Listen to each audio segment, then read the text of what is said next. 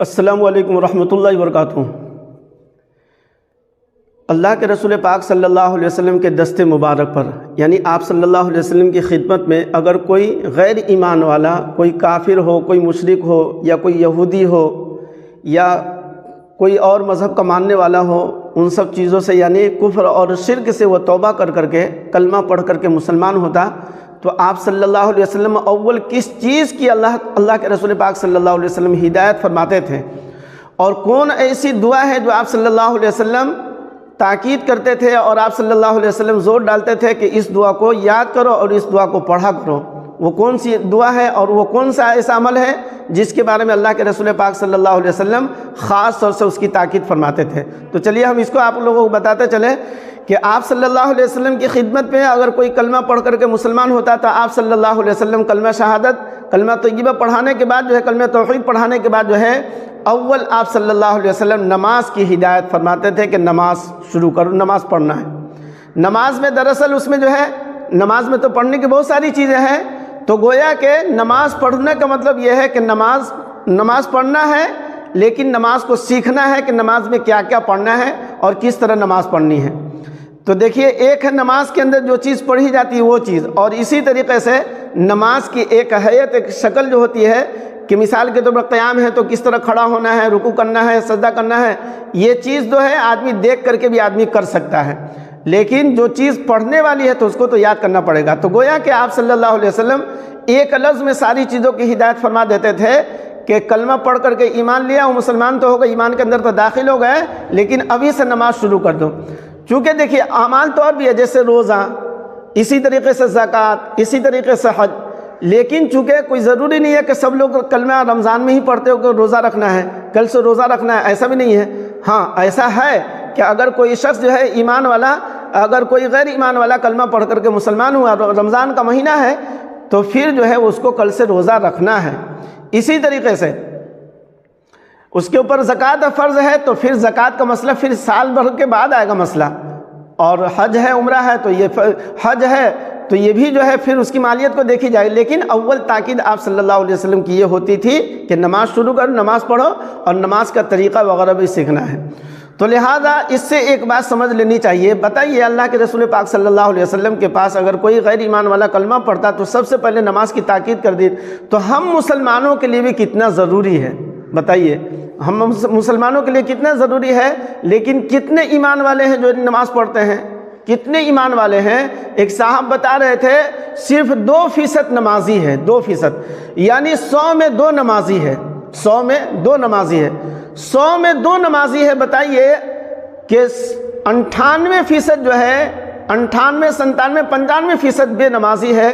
بتائیے وہ ایمان والا کہاں رہ جائے کہ اللہ کے رسول پاک صلی اللہ علیہ وسلم فرماتے من ترک الصلاۃ متعمدا فقد کفر، جو جان بوجھ کر کے نماز چھوڑ دیتا ہے، اللہ کے رسول پاک صلی اللہ علیہ وسلم نے فرمایا وہ کافر ہوگا، اس کا ایمان ختم ہو گیا۔ بہرحال اس کی تشریح علماء کرتے ہیں کہ اس سے مراد یہ ہے کہ آدمی اگر نماز کا انکار کر دے، کوئی ایمان والا کہ نہیں نماز کچھ نہیں ہے، دل صاف ہونا چاہیے، نماز روزہ کیا ہے، یہ سب دل صاف کرنے کے لیے ہے، اور دل صاف ہے تو یہ سب کوئی، اس کا کوئی مطلب نہیں ہے۔ اگر کوئی ایسا لفظ استعمال کر دے تو اس کا ایمان ختم ہے۔ بہرحال اس میں تفصیل ہے، یہاں پر صرف آپ کو یہ بتانا چاہ رہے تھے کہ آپ صلی اللہ علیہ وسلم اول نماز کی ہدایت فرماتے تھے، اور تمام دعاؤں میں بے شمار دعائیں ہیں۔ میں تو دعوت کے ساتھ میں بولتا ہوں کہ آپ صلی اللہ علیہ وسلم کی جتنی دعا ہے، کسی بھی عالم دین سے بھی آپ پوچھے گا کہ ساری دعا آپ کو یاد ہے، کوئی عالم دین آپ کو یہ نہیں بتا سکتا کہ ساری دعا ہم کو یاد ہے۔ چاند دکھنے کی دعا ہے، اور اسی طریقے سے سونے کی دعا ہے، اٹھنے کی، عام طور پر یہ دعا سب تو یاد ہوتی ہے، لیکن اسی طریقے سے سورج گرہن ہو جائے تو کیا پڑھنا چاہیے، بارش ہو تو کیا پڑھنا چاہیے، تو اور بھی بہت ساری دعائیں وغیرہ ہیں، سب کو ساری دعائیں یاد بھی نہیں ہیں۔ تو بے شمار دعائیں ہیں اللہ کے نبی پاک صلی اللہ علیہ وسلم کی۔ تو ایک دعا خاص طور سے آپ صلی اللہ علیہ وسلم جو کلمہ پڑھ کر کے مسلمان ہوتا تو آپ صلی اللہ علیہ وسلم اس دعا کو سکھلاتے، اور آپ صلی اللہ علیہ وسلم جو ہے بتاتے کہ اس دعا کو یاد کرو اور اس دعا کو پڑھتے رہا کرو، بلکہ آپ صلی اللہ علیہ وسلم کسی صحابی کو لگاتے تھے اس کو دعا کو یاد کرانے کے لیے۔ تو دعا کے الفاظ بہت آسان ہیں، ممکن ہے کہ آپ میں سے کسی کو یاد بھی ہو دعا۔ دیکھیے اس روایت کو نقل کرنے والے جو ہیں حضرت طارق بن اسیم اشجعی صحابی رضی اللہ تعالیٰ عنہ ہیں۔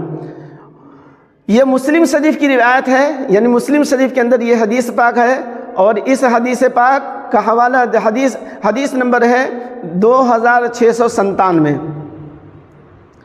یہ روایت حضرت طارق بن اسیم اشجعی صحابی رضی اللہ تعالیٰ عنہ سے مروی ہے۔ آپ صلی اللہ علیہ وسلم کی اس حدیث کو اس صحابی رسول نے نقل فرمایا ہے۔ یہ روایت مسلم شریف کی ہے، حدیث نمبر 2697 حدیث نمبر ہے۔ تو دعا کے الفاظ ممکن ہے کہ آپ لوگ کو یاد ہو، نہیں یاد ہے تو اس دعا کو یاد کیجئے۔ دیکھیے جب آپ صلی اللہ علیہ وسلم غیر نو مسلم کو، یعنی جو کلمہ پڑھ کر اس وقت آپ صلی اللہ علیہ وسلم تلقین فرماتے تھے اور ہدایت فرماتے اس دعا کو پڑھنے کو، تو ہمیں بھی چاہیے کہ اس دعا کو پڑھا کریں۔ دعا کے الفاظ یہ ہے: اللہم اغفر لی ورحمنی، اللہم اغفر لی ورحمنی واہدنی وعافنی وارزقنی۔ کتنی جامع اللہ کے رسول پاک صلی اللہ علیہ وسلم نے دعا سکھ لی۔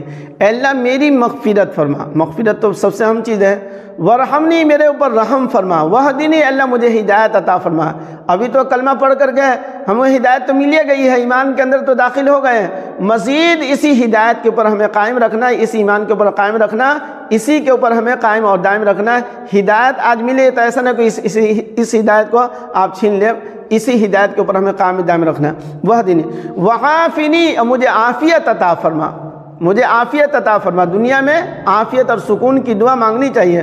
ورزقنی، دنیا میں آئے ہیں تو کھانا پینا رہنا سہنا اور بھی ضروریات زندگی بہت ساری چیزیں ہیں، تو اللہ کے رسول پاک صلی اللہ علیہ وسلم نے ایک لفظ میں فرمایا ورزقنی، اور مجھے رزق عطا فرما۔ اللہ مجھے رزق عطا فرما۔ رزق میں دنیا کی ساری چیزیں، ساری نعمتیں، ساری چیزیں آ گئیں، تو آپ صلی اللہ علیہ وسلم یہ دعا کی تلقین فرماتے تھے۔ لہذا اسی دعا کو دونوں سجدہ کے بیچ میں بھی پڑھنا چاہیے، دونوں سجدے کے بیچ میں پڑھنی چاہیے، اور اسی طریقے سے چلتے پھرتے یا آپ اپنی دعاؤں میں اس دعا کو شامل رکھیں۔ اللہم اغفر لی ورحمنی وہدنی وعافنی ورزقنی۔ یہ دعا کے الفاظ ہیں، یاد کیجئے اور دوسروں کو بھی شیئر کیجئے تاکہ دوسروں کو بھی فائدہ ہو اور آپ کو بھی فائدہ ہو۔ السلام علیکم۔